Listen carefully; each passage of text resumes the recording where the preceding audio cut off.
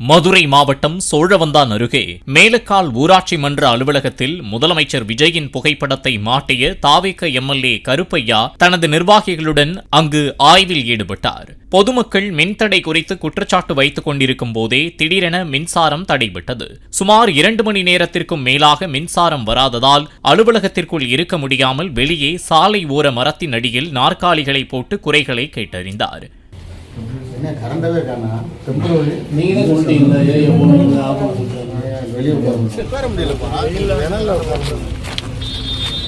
கீழமட்டையான் கிராமத்தைச் சேர்ந்த தாவேக நிர்வாகி ஒருவர் சட்டமன்ற உறுப்பினரிடம் உங்க கட்சிக்கு ஓட்டு போட்டோம், அடிப்படை வசதிகள் எதுவும் செய்யவில்லை என்கின்றனர் என்று வாக்குவாதம் செய்ததால் சலசலப்பு ஏற்பட்டது.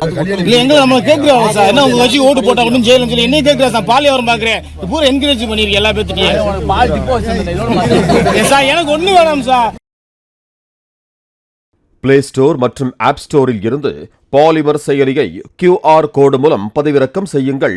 செய்திகளை உடனுக்குடன் பெறுங்கள்.